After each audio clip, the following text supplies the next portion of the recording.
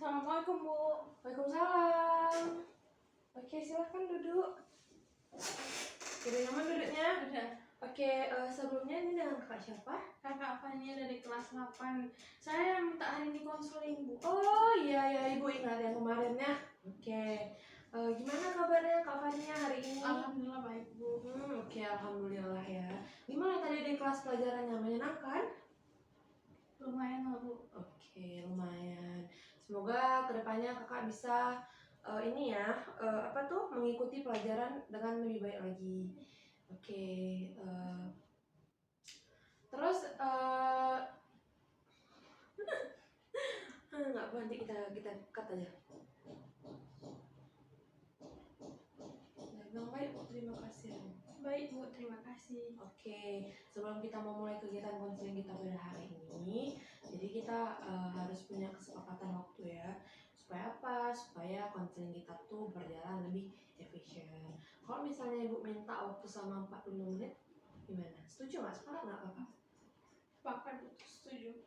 Oke, sepakat ya. Berarti kita akan melakukan konseling selama 45 menit. Oke, jadi kita udah sepakat, kita akan konseling selama 45 menit. Nah, dan mari kita gunakan waktu yang kita punya ini sebaik-baik mungkin, gitu kan?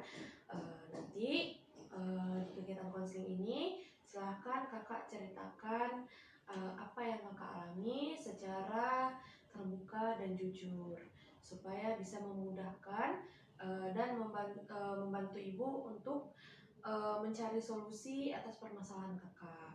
Terus juga di sini kakak nggak perlu takut nanti cerita kakak menyebar ke orang lain, enggak, karena di sini ibu terikat dengan etika keprofesionalan, yang mana ibu tidak boleh menyebarkan kegiatan kita pada hari ini kecuali ada persetujuan langsung dari kakak.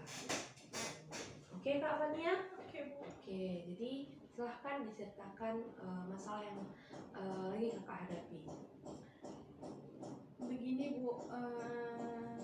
Sebelumnya saya hidup di keluarga yang berkecukupan. Tapi setelah COVID ini, hidup saya jadi berubah 180 derajat dari hidup saya yang sebelumnya. Ayah saya meninggal kena COVID, Bu. Jadi otomatis saya akan menggantikan posisi ayah saya sebagai tulang punggung keluarga. Coba diceritakan lebih terbuka lagi masalah yang kakak hadapi, yang sedang kakak alami. Begini, Bu, sebelumnya keluarga saya hidup berkecukupan, tapi setelah ayah saya meninggal karena kena COVID, hidup saya berubah 180 derajat, Bu. Oke, baik. Coba kakak lebih terbuka lagi dalam menceritakan apa yang sedang kakak alami. Setelah kejadian itu, mau tidak mau saya harus menjadi tulang punggung keluarga untuk mencukupi kebutuhan hidup keluarga saya dan ibu saya, Bu. Oke, baik.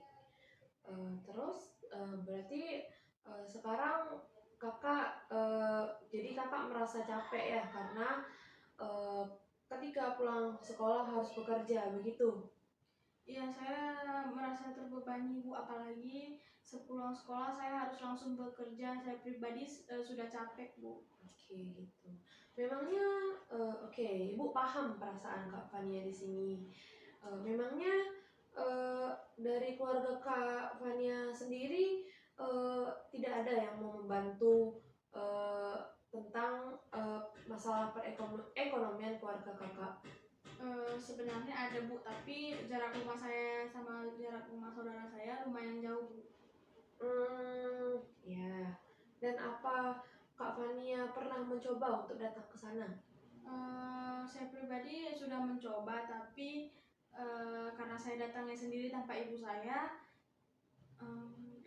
mereka tidak terlalu menghiraukan saya karena secara pribadi ibu saya juga tidak mengizinkan saya untuk ibu saya sungkan karena habis itu tidak mengizinkan saya untuk meminjam kepada keluarganya sendiri. Oke, baik. Mengapa Ibu Kak Fania merasa demikian? Ya Bu, mungkin ibu saya takut nanti saya tidak bisa mengembalikan uang tersebut. Apalagi sekarang ayah saya sudah tidak ada Bu. Oke. Mengenai pekerjaan yang Kak Fania kerjakan, pekerjaan seperti apa itu? Saya melakukan pekerjaan yang biasa saya lakukan Bu, karena saya sendiri juga belum mempunyai ijazah. Eh, saya melakukan pekerjaan biasanya ikut orang, seperti menjadi membantu bersih-bersih dan mengangkut barang-barang dalaman. Oke. Apakah dengan pekerjaan yang Kakak lakukan sekarang bisa dapat mencukupi kehidupan keluarga Kakak? Dan juga bagaimana tanggapan dari Ibu Kak Fania tentang pekerjaan yang Kakak lakukan ini? Sebenarnya masih sangatlah belum Bu, karena itulah saya merasa sangat pusing.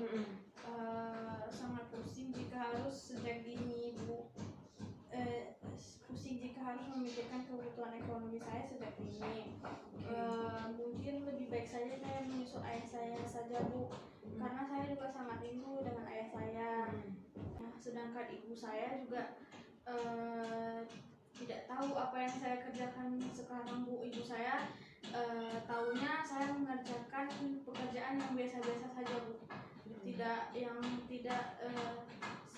sebanding sama yang saya ceritakan sama ibu. Terus dengan Kak Fania ingin mengakhiri hidup Kak Fania, apakah itu jalan keluar yang terbaik? Bagaimana dengan nasib Ibu Kak Fania nanti? Dan bagaimana sih sosok ayah Kak Fania menurut Kak Fania?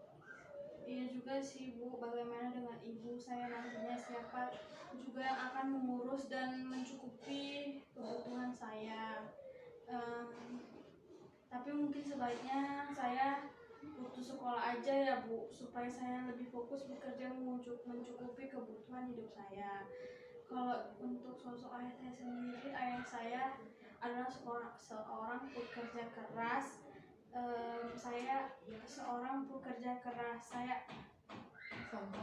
sampai keberhasilan usahanya dapat membahagiakan keluarganya Bu, begitu.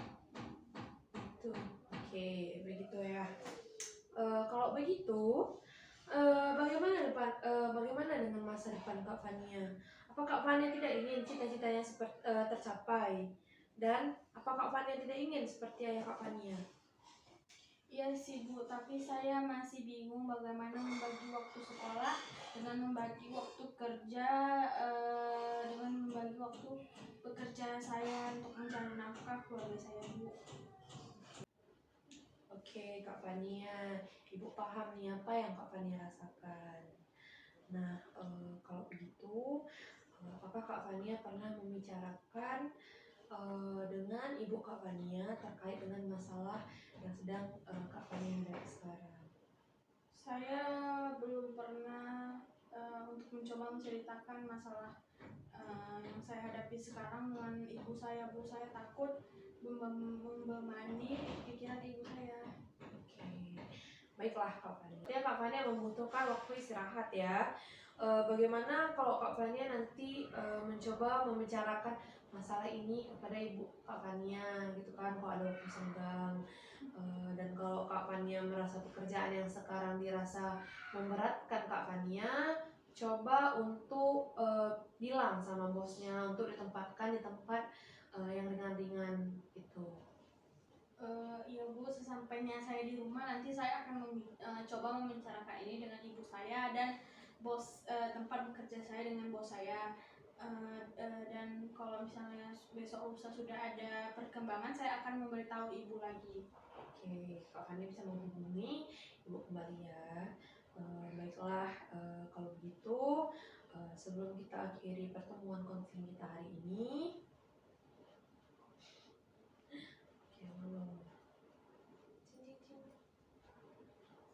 Baik Bu, baik. Soal banyak. baiklah, kalau begitu sebelum kita akhiri pertemuan konseling kita hari ini, coba Kak Fania simpulkan apa saja yang kita bicarakan dalam proses konseling kita hari ini.